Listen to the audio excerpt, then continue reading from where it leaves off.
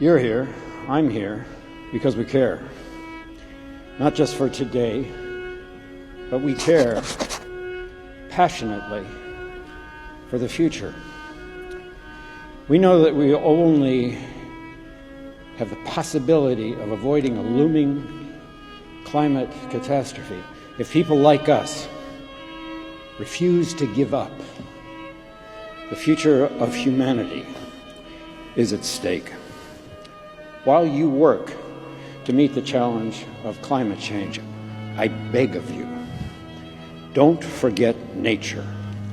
The destruction of nature accounts for more global emissions than all the cars and trucks in the world.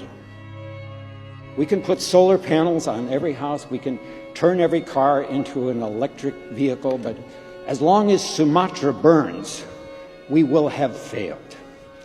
So long as the Amazon's great forests are slashed and burned, so long as the protected lands of tribal people, indigenous people, are allowed to be encroached upon, so long as wetlands and bog peats are destroyed, our climate goals will remain out of reach, and we will be shit out of time.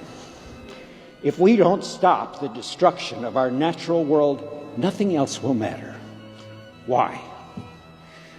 Because protecting and restoring forests, mangroves, wetlands, these huge, dense carbon sinks, represent at least 30% of what needs to be done to avoid catastrophic warming. It is, at this time, the only feasible solution for absorbing carbon on a global scale. Simply put, if we don't protect nature, we can't protect ourselves. This is what we need to do. We need to include nature in every corporate, state, and national climate goal. Put in place the plans, the timetables to meet those goals. Invest in mangroves and tropical forests in the same way invest in renewable energy. Work to end the destruction of these ecosystems. Commit to the effort in the next decade to secure them for the future.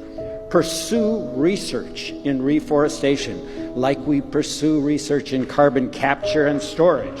Set a goal to cut costs and increase scale dramatically.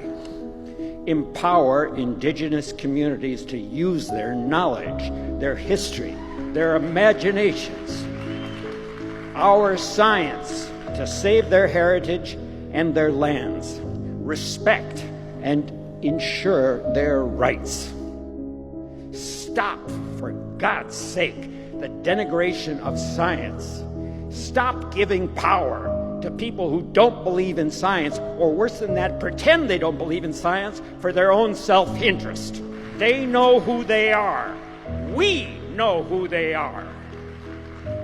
We are all, rich or poor, powerful or powerless. We will all suffer the effects of climate change and ecosystem destruction, and we are facing what is quickly becoming the greatest moral crisis of our time, that those least responsible will bear the greatest costs. So never forget who you're fighting for. It's the fisherman in Colombia, the fisherman in Somalia who wonders where their next catch is coming from and wonders why the government can't protect them from factory fishing from across the world. It's the mother in the Philippines who's worried that the next big storm is going to rip her infant out of her arms. People in California who are fleeing from unprecedented fires. People on the East Coast are facing the worst storms in recorded history.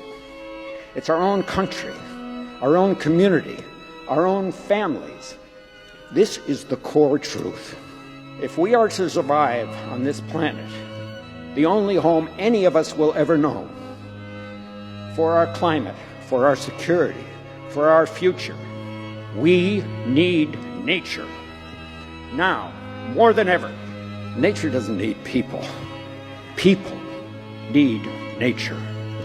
Let's turn off our phones, let's roll up our sleeves, and let's kick this monster's ass.